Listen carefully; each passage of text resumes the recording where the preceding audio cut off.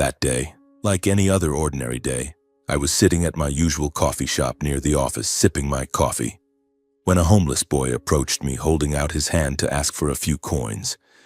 The boy was scrawny, his clothes tattered, with large, round eyes full of wariness. Without much thought, I pulled out my wallet and handed him $10.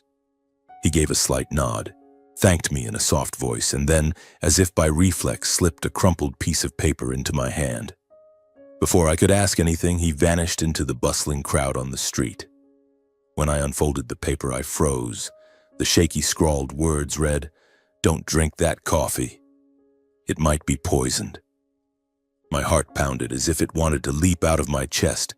The steaming cup of coffee was still in my hand, its fragrant aroma rising as always. But from that moment, my life, like a book torn apart, would never be the same again. My name is Timothy Crowley. I'm 38 years old, an ordinary office worker in Newport, Rhode Island. My life before this was nothing remarkable. A small house, a steady job, and a family.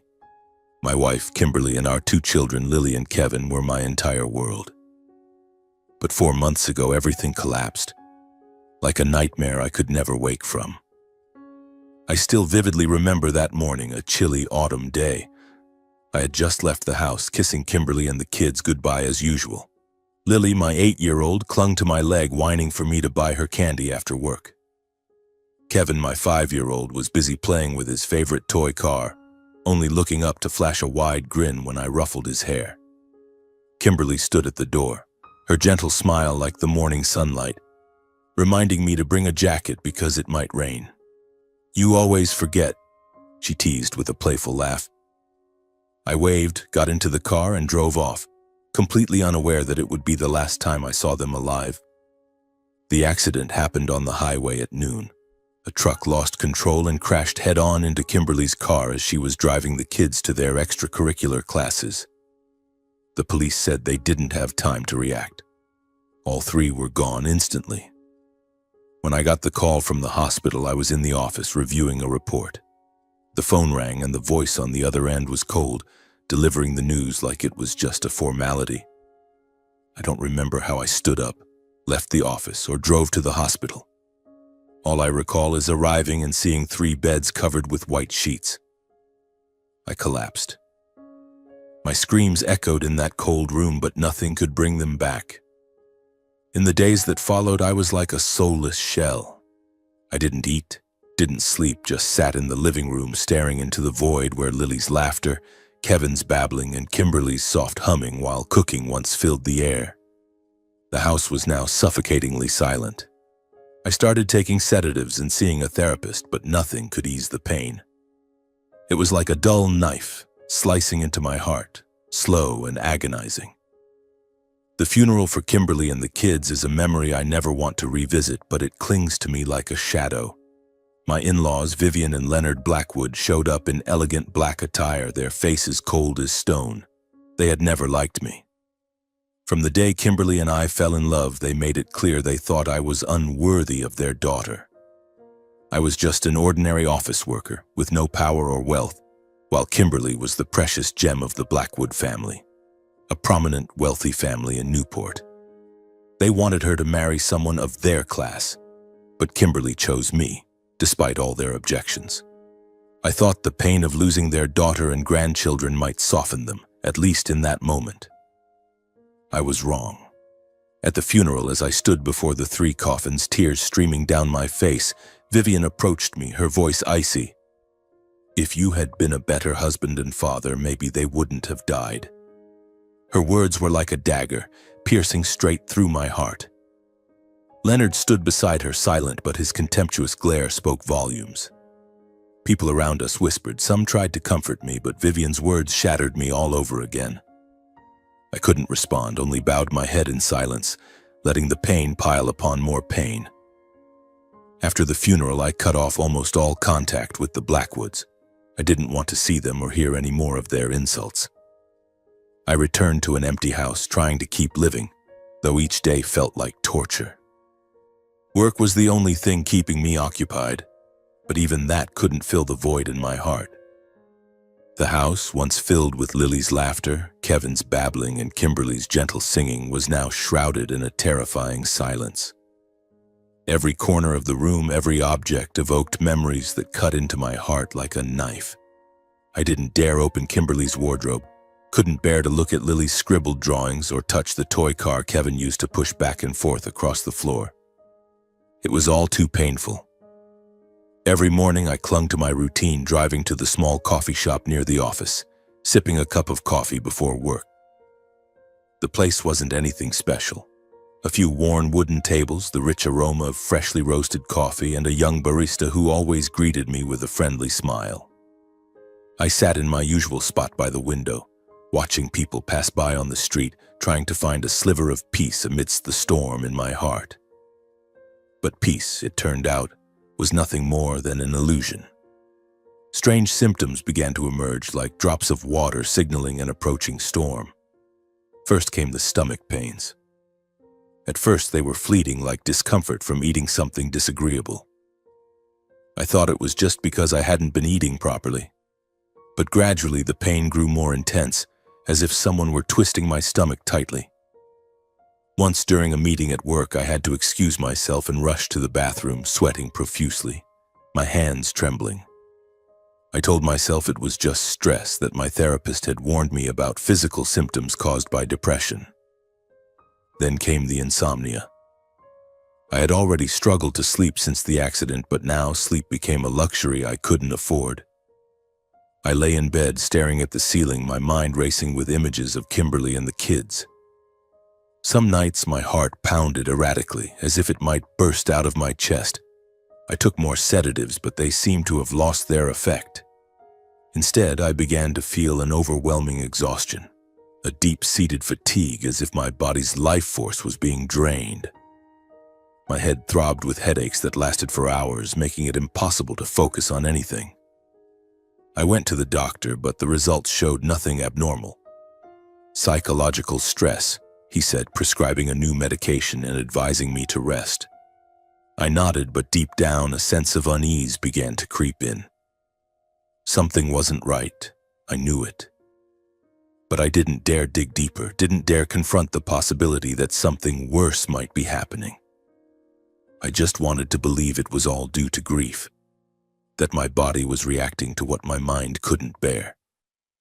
About 3 months after the funeral, I received paperwork from the insurance company, a staggering sum, $5 million, from the life insurance policies for Kimberly and the kids. When the insurance representative called to inform me, his voice was calm, as if discussing a routine transaction. I sat in the living room, staring at the family photo on the wall, feeling suffocated. That amount of money, unimaginable to me, brought no joy.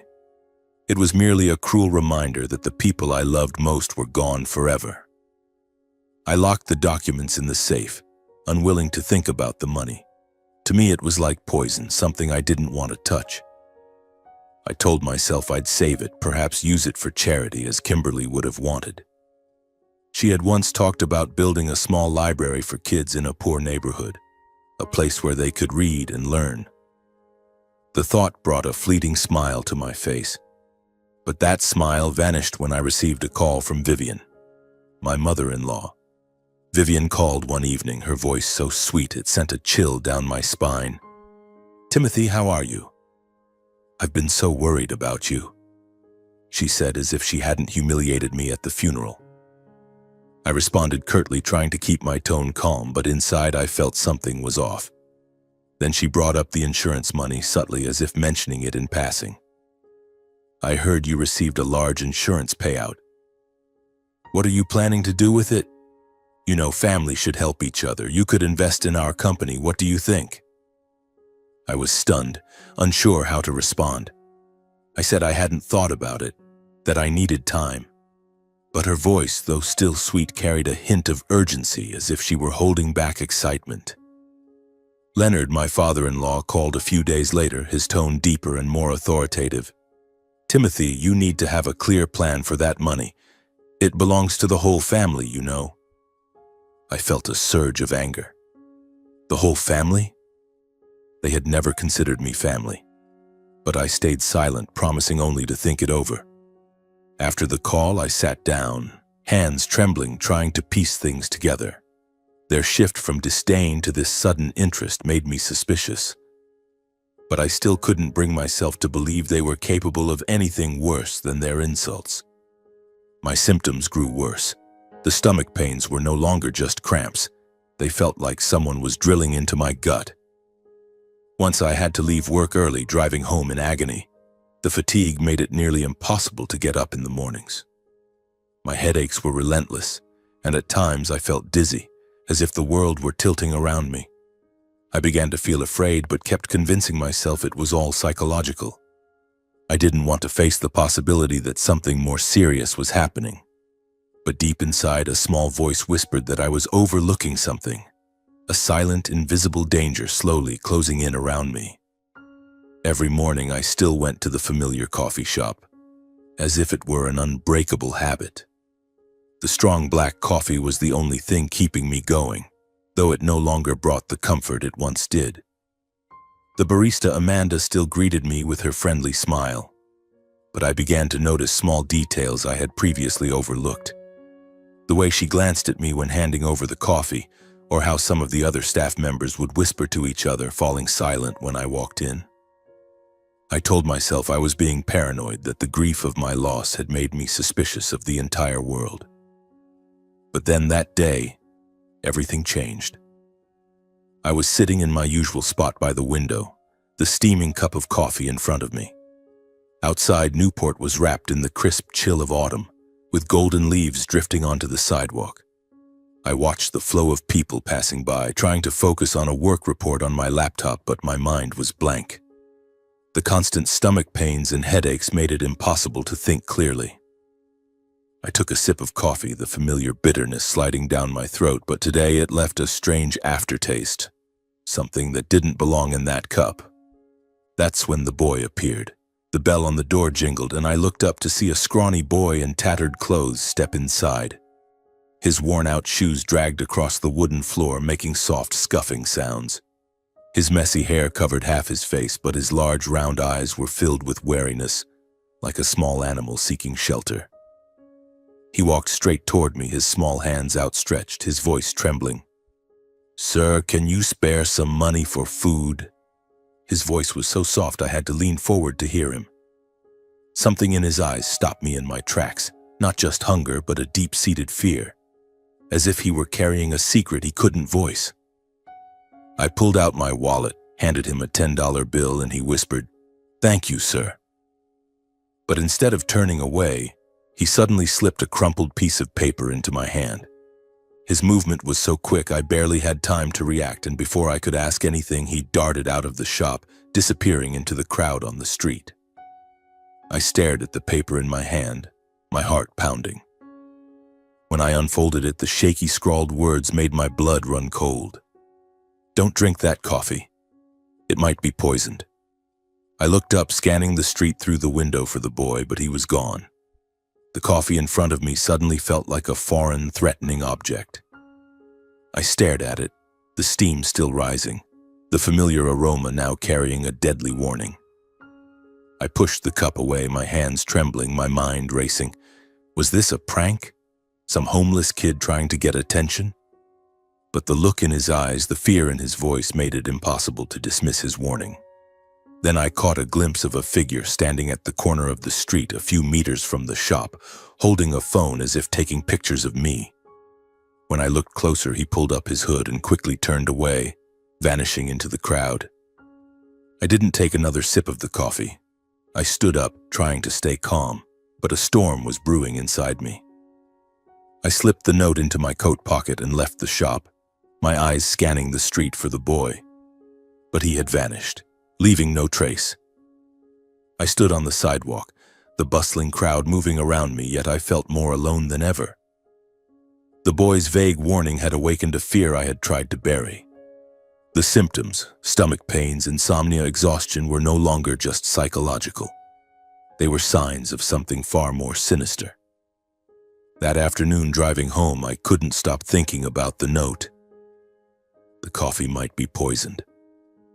The thought cut through me like a knife. I had been drinking coffee at that shop every day for weeks, for months. If it was truly poisoned, it had been seeping into my body for a long time.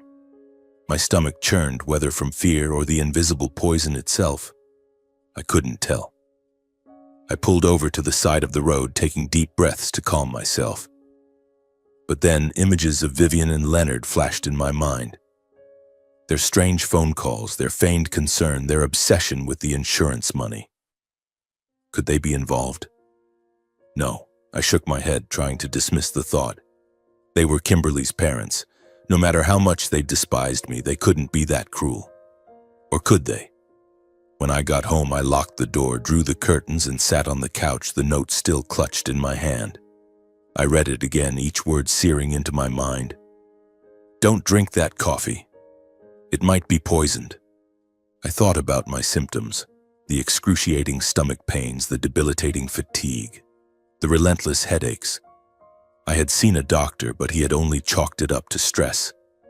What if the boy was right? What if someone was trying to poison me? I felt suffocated, as if the air in the room was being drained. I opened the safe and pulled out the insurance documents. $5 million, a sum large enough to change anyone's life. I had never considered using the money for myself, but to the Blackwoods, it seemed to be the only thing that mattered. I recalled Vivian's voice, sweet but cold, and Leonard's contemptuous glare at the funeral.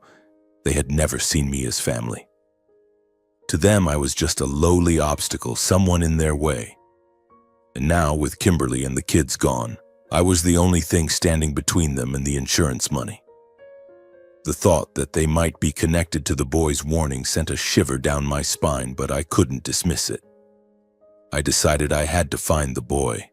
He was the key to understanding what was happening. But how do you find a homeless kid in a city as big as Newport? All I knew was that he appeared near the coffee shop, and I had no other leads. I grabbed my phone and texted my father, Gary Crowley, the only person I trusted at that moment. My father was a retired military special agent, a tough but reserved man who always had a way of handling complex situations. After retiring, he lived alone in the suburbs, but we stayed in regular contact. I briefly told him about the note and the boy's warning, without mentioning my suspicions about the Blackwoods. I only said I needed his help to look into something discreetly. "What are you suspicious of, Timothy?" My father's voice was calm and steady over the phone. I hesitated, unsure how to explain. "I'm not sure, but something's wrong. I need you to help me investigate." Quietly. He didn't ask further questions, only said, "Send me everything you have, and be careful."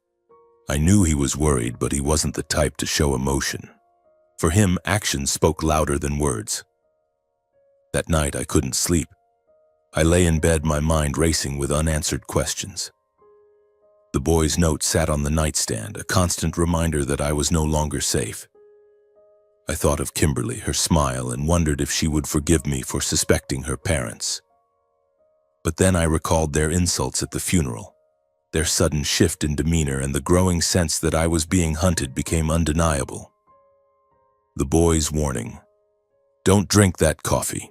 It might be poisoned," cut through my mind like a razor-sharp knife. I could no longer pretend everything was just a coincidence. I had to act, had to uncover the truth before it was too late. The next morning, I woke up with dark circles under my eyes and a body racked with exhaustion. The lingering stomach pains were a constant reminder that something was silently destroying me from within.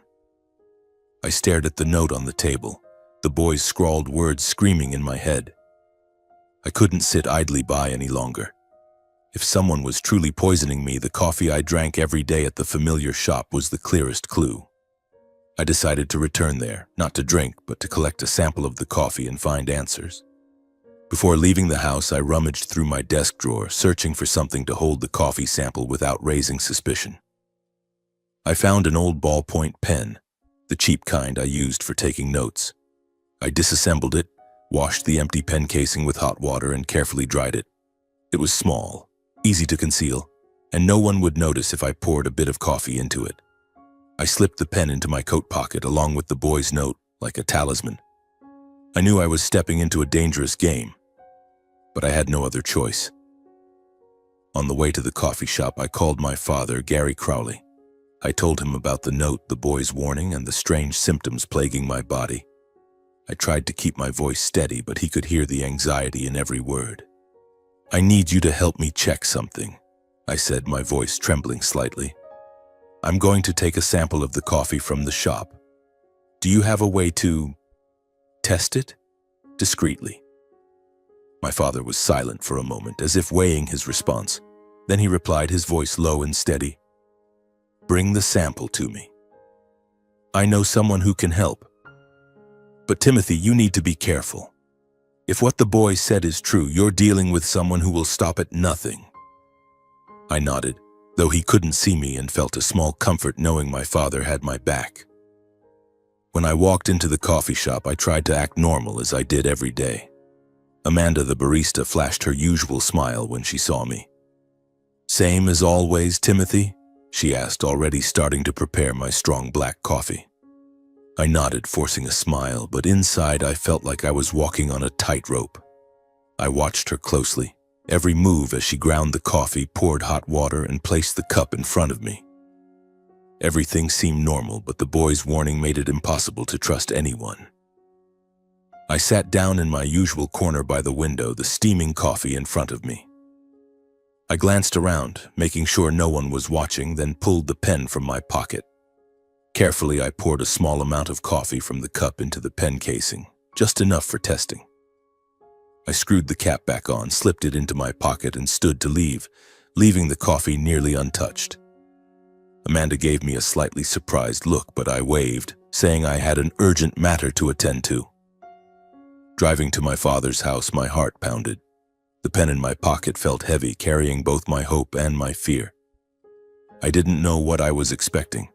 Part of me hoped this was all a misunderstanding, that the boy was mistaken, that my symptoms were just stress. But another part, a colder, deeper part, whispered that I was about to face a horrifying truth.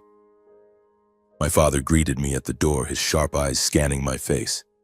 "You look terrible," he said bluntly. I gave a weak smile and handed him the pen. "This is the coffee sample. Can you have it tested? I need to know for sure." He took the pen, examining it as if it were a piece of evidence in a major case.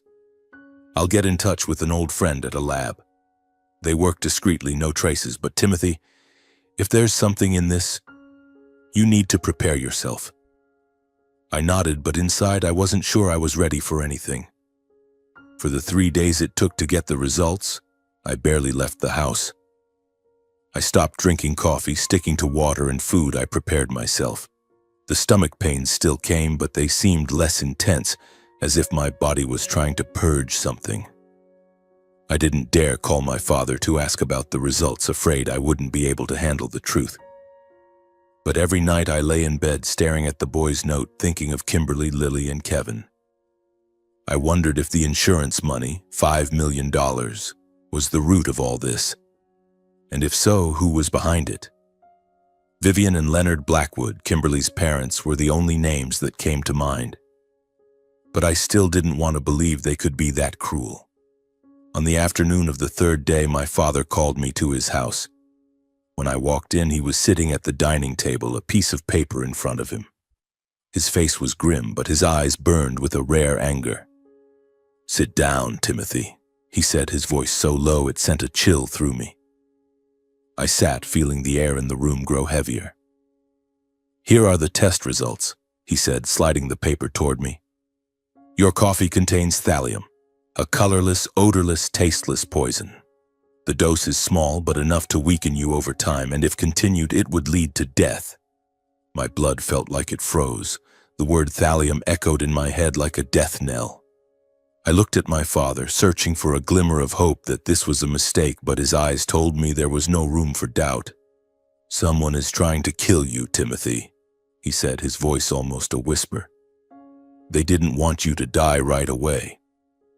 They wanted you to waste away to make it look like a natural death. This was carefully planned." I gripped the paper, my hands trembling. The symptoms, stomach pains, exhaustion, headaches, now had an explanation.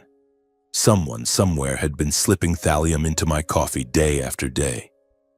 I thought of the coffee shop, Amanda, the other staff, and the shadowy figure I saw at the street corner. But above all, I thought of Vivian and Leonard, their feigned concern, their persistent calls about the insurance money, their contemptuous glares at the funeral. It was all starting to form a horrifying picture. "What do I do now, Dad?" I asked, my voice breaking. My father stood, placing a hand on my shoulder, a rare gesture he reserved for truly serious moments. "We'll find out who's behind this," he said. "But from now on, you don't eat or drink anything you haven't prepared yourself. And you need to keep this quiet. If they know you figured it out, they'll change their plan and we'll lose the trail." I nodded, but inside I felt like I was sinking into an abyss. I thought of the homeless boy who had saved me with his warning. I didn't know who he was, but I owed him my life. And I knew I had to find him, not just to thank him, but to understand what he knew. More than that, I had to face the truth that the people trying to kill me might be the ones closest to my family, the ones Kimberly had once loved. As I left my father's house clutching the test results, I felt like I was carrying a ticking time bomb. I was no longer Timothy Crowley, the ordinary office worker. I was a man being hunted, and I had to fight to survive. The next morning, I returned to the area near the coffee shop where I had first met the boy. I didn't go inside, afraid I might be watched. Instead, I parked my car a few meters away on a side street and observed from a distance. The crowd bustled by, but there was no sign of the boy. I waited for hours, my eyes scanning every face, every small figure in the crowd. Each time I saw a child in tattered clothes, my heart raced, only to sink with disappointment when I realized it wasn't him. Near noon, just as I was about to give up, I saw him. The boy was standing at a street corner near a trash bin, rummaging through discarded items. His messy hair covered half his face, but those large, wary eyes were unmistakable. I stepped out of the car, trying to approach him without drawing attention. But when I was just a few steps away, he looked up, his eyes filled with panic, and he started to run. "Wait!" I called, loud enough for him to hear. "I'm the man from the other day. I just want to talk." The boy stopped but kept his distance, his eyes cautious. "I don't want trouble," he whispered, his voice trembling.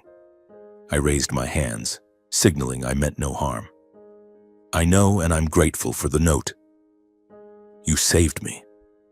But I need to know more. What did you hear? How did you know the coffee was poisoned?" He glanced around as if afraid someone was watching. Then he stepped closer, lowering his voice. "My name's Mark.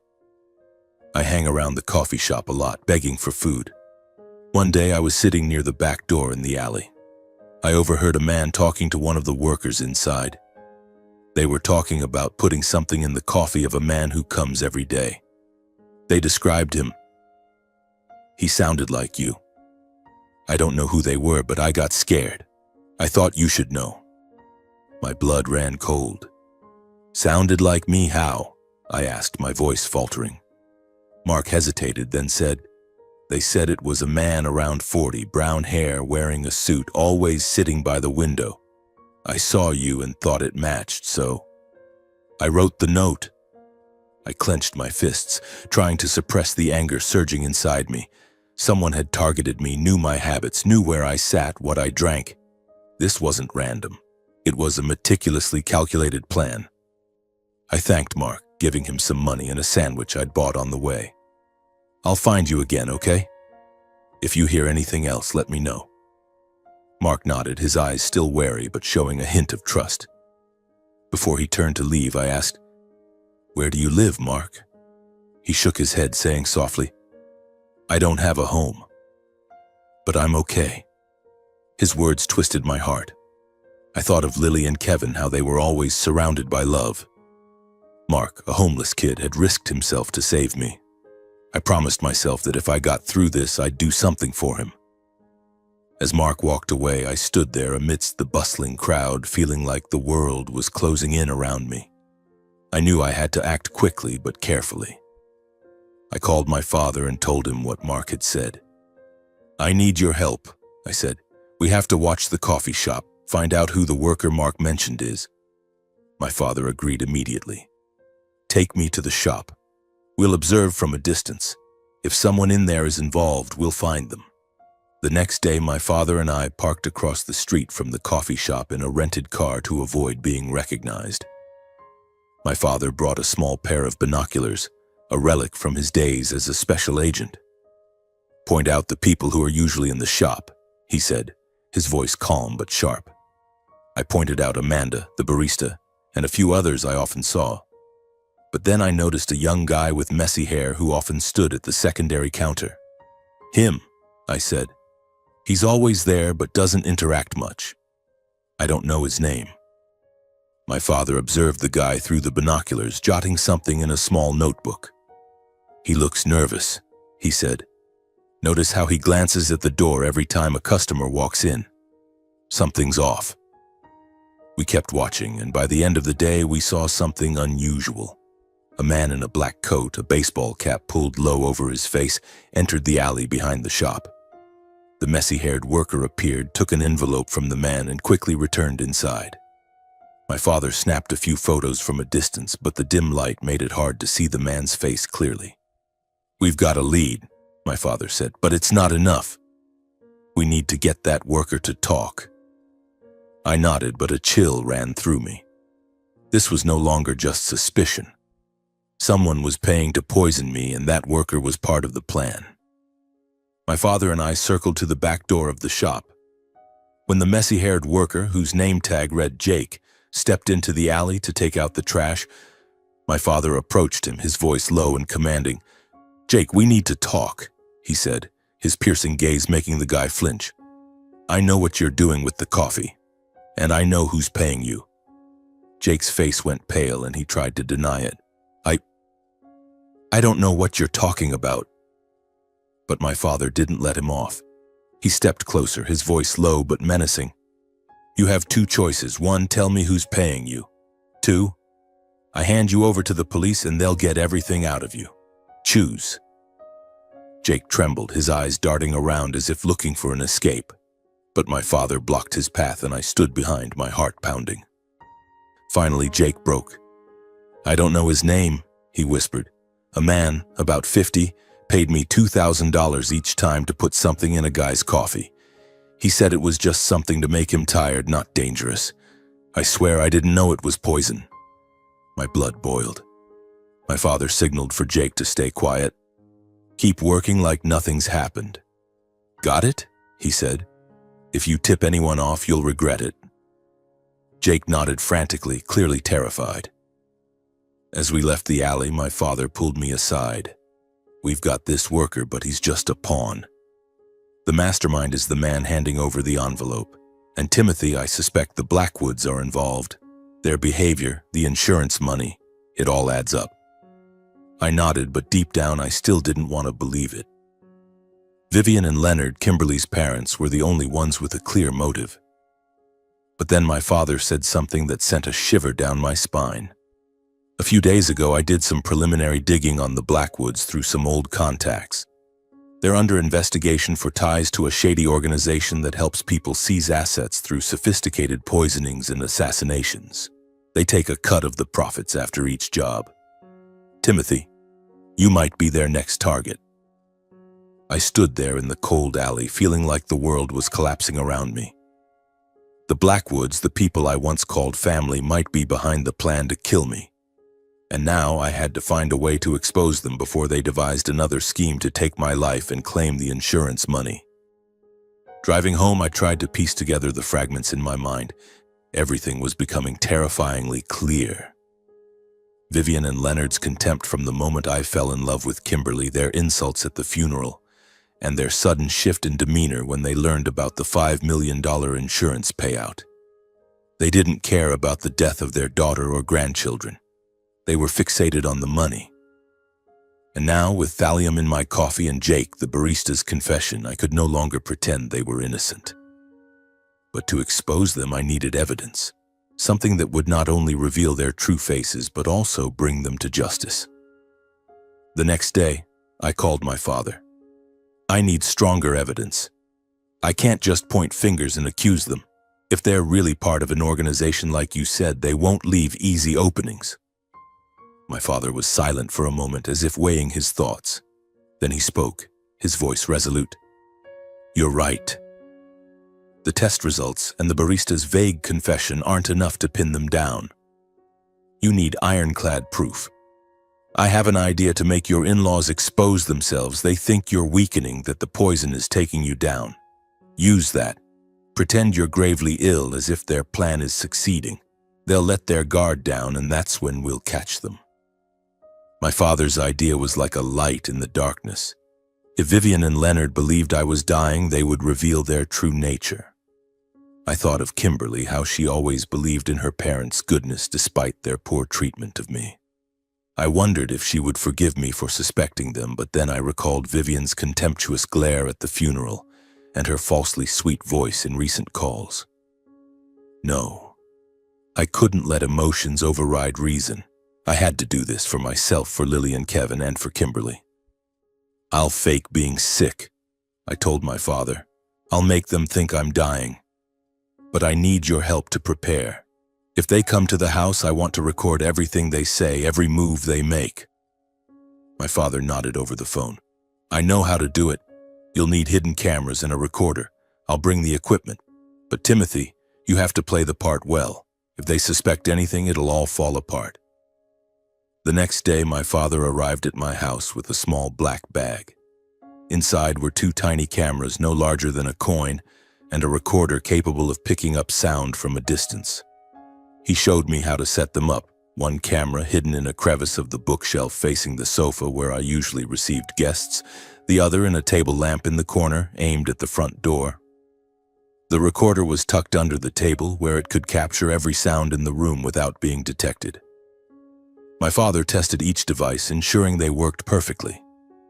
They'll record everything, he said, but be careful. Don't let them touch anything. After he left, I began practicing. I stopped going out, didn't go to work or the coffee shop. I called my boss, saying I was seriously ill and needed time to recover. I kept the curtains drawn, letting the house sink into dim light, as if I no longer had the strength to face the outside world. I lay on the sofa in old pajamas, my hair disheveled, deliberately making my face look gaunt. Whenever I stood, I moved slowly, as if the poison were eating away at my body. But inside, I was more alert than ever. I was setting a trap, and Vivian and Leonard were the prey. 2 days later, as I expected, Vivian called. Her voice was so sweet it sent a chill down my spine. Timothy, are you okay? I heard you're sick. I'm so worried. I faked a cough, my voice weak. Mom, I'm not doing well. I'm tired, aching all over, can't go to work. I just need to rest for a while. I dragged out each word as if speaking took effort. Vivian paused, then said, her voice dripping with false concern, Oh, you poor thing. Dad and I will come visit you, okay? We're family. You need someone by your side. I could sense the glee hidden in her tone. They thought their plan was working, that I was wasting away from the poison they'd slipped into my coffee. I agreed, my voice trembling. Thank you, Mom. I'll be at home. I can't go anywhere. When I hung up, I gripped the phone tightly, my heart pounding. They had taken the bait, but a pang of pain shot through me. Kimberly had loved her parents, and now I was about to expose their true faces. I hoped that, wherever she was, she would understand I had no other choice. The next day, I prepared meticulously for the act. I lay on the sofa, a thin blanket draped over me, my face pale with a bit of makeup I found among Kimberly's things. I scattered empty pill bottles on the table, as if I were surviving on painkillers. The house was a mess, with water glasses strewn about, creating the impression I lacked the energy to clean. But everything was calculated. The cameras and recorder were ready, and I texted my father to let him know Vivian and Leonard were coming. I'll be nearby, he replied. If anything goes wrong, call. I'll bring the police immediately. When the doorbell rang, I took a deep breath, steadying myself. I shuffled to the door, pretending to be weak, leaning against the frame as if I could barely stand. Vivian and Leonard stood there, dressed impeccably as always. Vivian gave a pitying smile, but her eyes glinted with a satisfaction I couldn't ignore. Leonard, as usual, was cold and reserved, offering only a nod as I invited them in. "Oh, Timothy, you look awful," Vivian said, her voice thick with feigned concern. She placed a hand on my shoulder, but it felt like the touch of a snake. "You need to rest more. I'll make you a hot cup of tea, okay?" I nodded weakly, letting her guide me back to the sofa. Leonard sat in the chair across from me, his eyes scanning the room as if searching for something. I knew they were assessing me, checking how far I'd deteriorated. Vivian went to the kitchen and I heard her rummaging through the cabinets. I knew she wasn't just looking for tea. The camera in the living room was recording everything, and the recorder under the table was capturing every sound. I faked a cough, letting out a soft groan, but my eyes never left them. Leonard spoke, his voice low and calculated. "Timothy, have you thought about the insurance money yet? You know, that money shouldn't go to waste. We could help you manage it." I closed my eyes, pretending to be exhausted, but my heart was racing. I haven't thought about it," I whispered. "I just want to get better first." Leonard nodded, but I saw the corner of his mouth twitch upward, as if pleased with my condition. Vivian returned with a cup of tea, placing it on the table in front of me. "Drink this, dear," she said, her voice so sweet it gave me goosebumps. "It'll make you feel better." I looked at the tea, certain it wasn't safe, but I nodded, picked up the cup, pretended to take a small sip and set it back down, saying I was too tired to drink. Vivian exchanged a glance with Leonard, a fleeting but meaningful look. They thought I hadn't noticed, but I saw it all. They were gloating, believing their plan was nearing completion. But they didn't know I was ready to turn the tables. My small living room had become a stage, and I was the lead actor in a play I had scripted myself. The hidden cameras on the bookshelf and table lamp, the recorder under the table, all were active, capturing every moment, every word spoken by Vivian and Leonard. All I needed to do was stay calm, bide my time, and make them reveal their true selves. Vivian sat on the sofa a short distance from me, her eyes scanning me as if assessing a wounded prey. "Timothy, you really don't look well," she said, her voice so sweet it gave me goosebumps. "You need a doctor. Should I call someone to take care of you?" I coughed weakly, tilting my head as if I barely had the strength to hold it up. "No need, Mom," I whispered. I just need rest." Leonard, seated across from me, nodded, but his eyes never left me. I could feel the coldness in them, as if he were waiting for the moment I'd collapse completely. I knew the moment had come. I needed to make them overconfident, to make them think I was defenseless. I took a deep breath, then suddenly clutched my stomach, groaning in pain. "Oh, God," I moaned, my voice faltering, my body slumping onto the sofa. I closed my eyes, pretending to gasp for air, my hands gripping my stomach as if enduring excruciating pain. Vivian jumped up, her voice panicked. "Timothy! What's wrong? Do we need to call a doctor?" But I caught something in her tone. Not worry, but a subtle satisfaction. I didn't respond, only continued groaning, then collapsed onto the floor, pretending to faint. My head tilted to one side, eyes shut tight, body motionless. I heard Vivian's footsteps approach, then her whispered words to Leonard. "He's almost done for, Leonard. Faster than we expected." Her voice was low but clear, brimming with confidence. "We need to find the insurance documents. They've got to be here somewhere." My heart pounded, but I stayed still, slowing my breathing to mimic unconsciousness. I heard them moving around the room, the sound of pill bottles being shifted on the table, drawers being opened, papers being flipped through.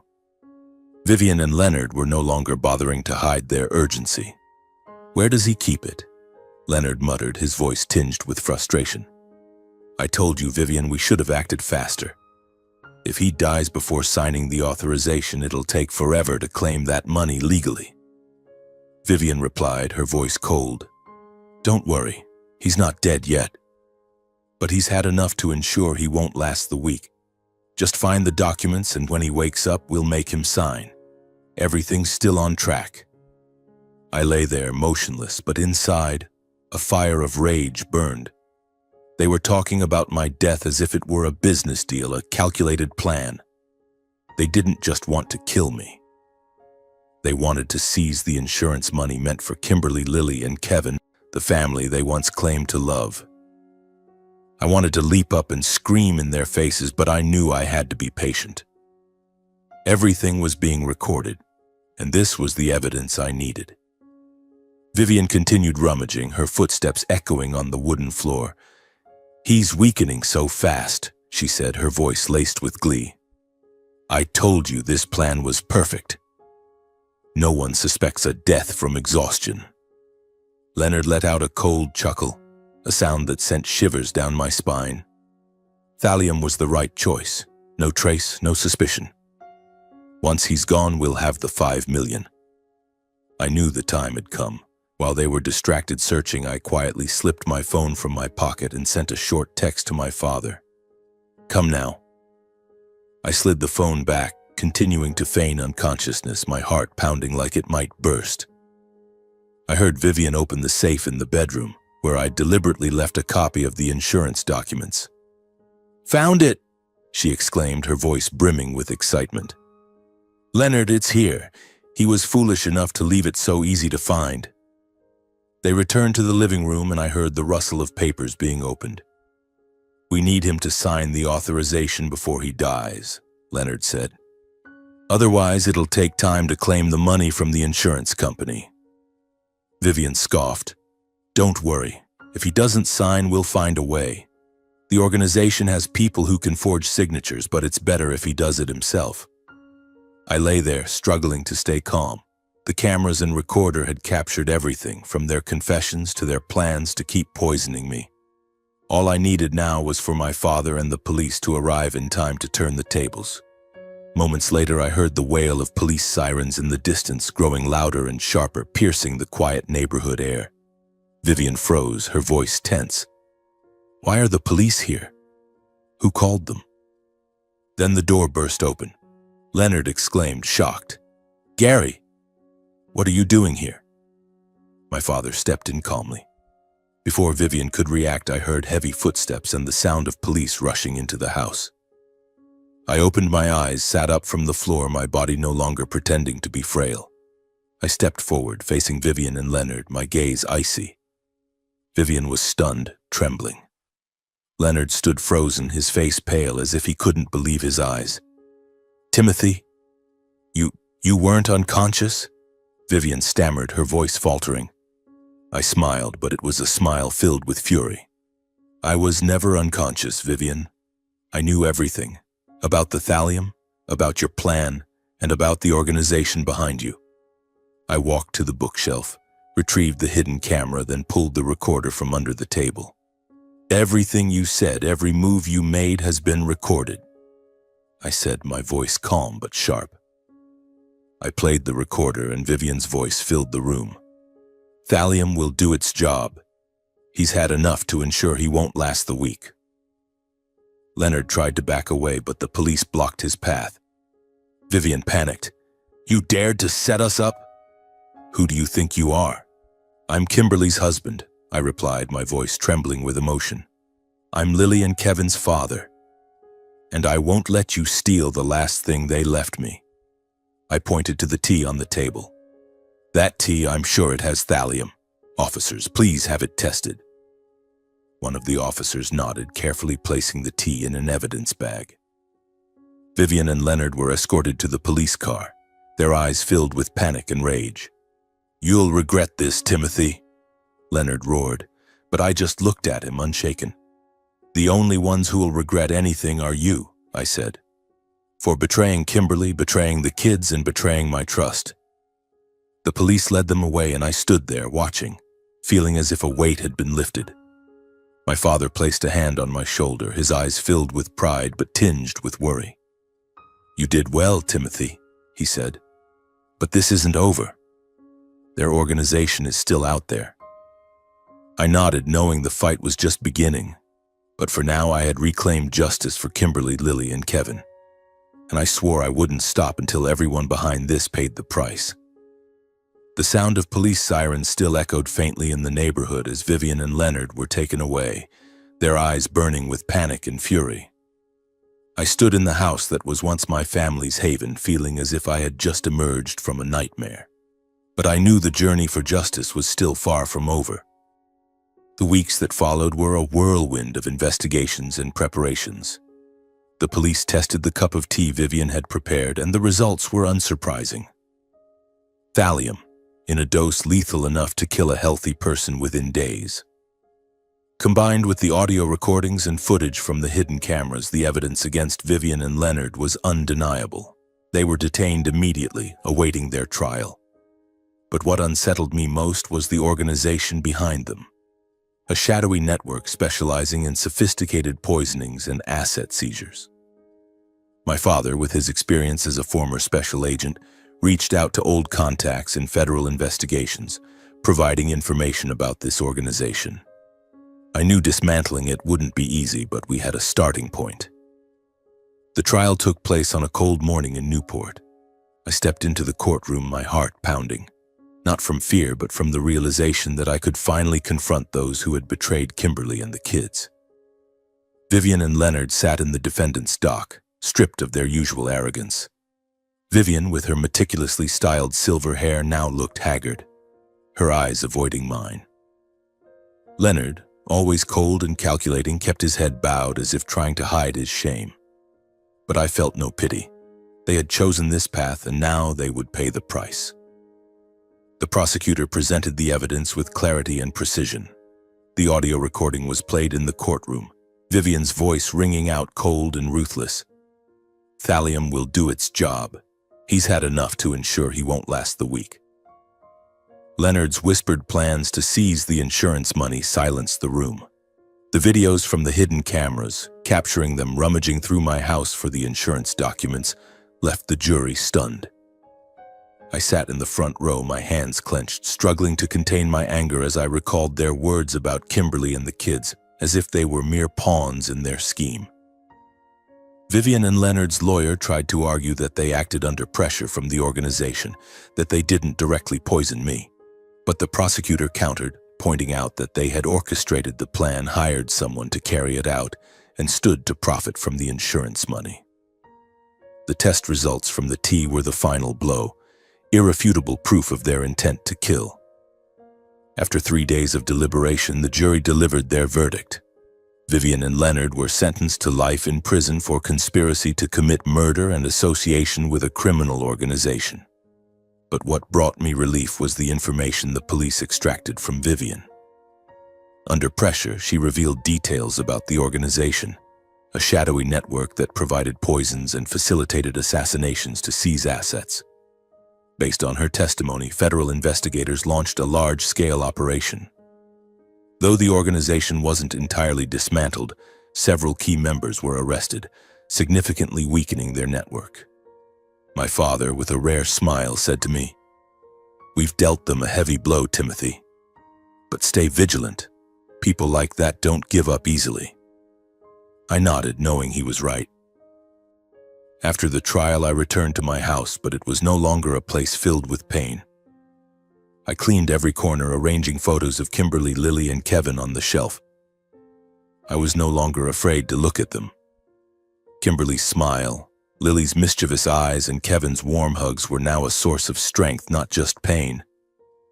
I decided to use part of the insurance money to fulfill Kimberly's dream, building a small library for children in a poor neighborhood where kids could read, learn, and find hope. I named it the Kimberly Library, and on its opening day, seeing children cheering around the bookshelves, I felt as if Kimberly were smiling at me from somewhere above. But what truly gave my life new meaning was Mark, the homeless boy who saved me.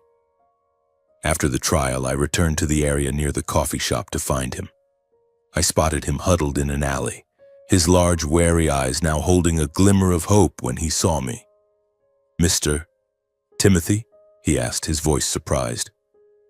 I sat beside him, told him everything that had happened, and thanked him for risking himself to warn me. "I had nothing to lose," he said, but his smile tugged at my heart. "I offered to adopt Mark.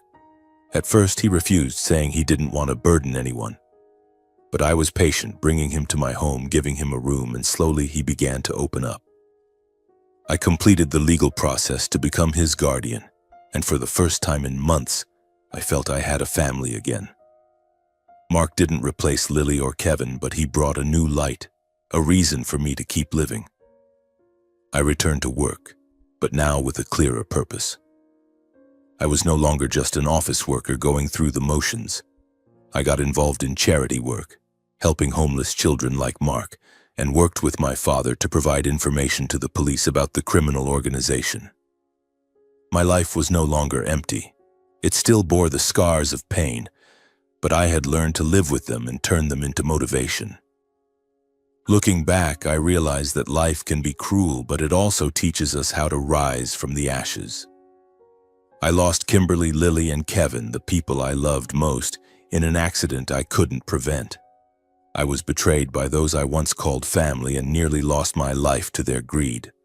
But I also learned that even in the darkest moments there are small rays of light. Mark, the homeless boy, was that light.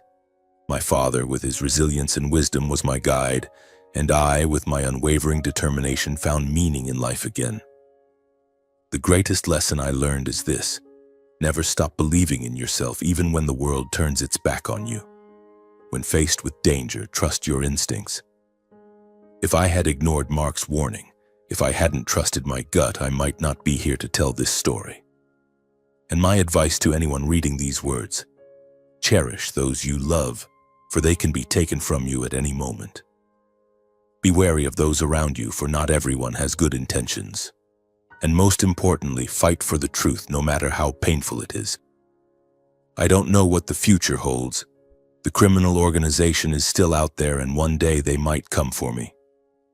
But I'm no longer afraid. I have Mark, my father, and the memories of Kimberly, Lily, and Kevin to give me strength. I've walked through the darkness, and I'll keep moving forward, carrying the light they left in my heart.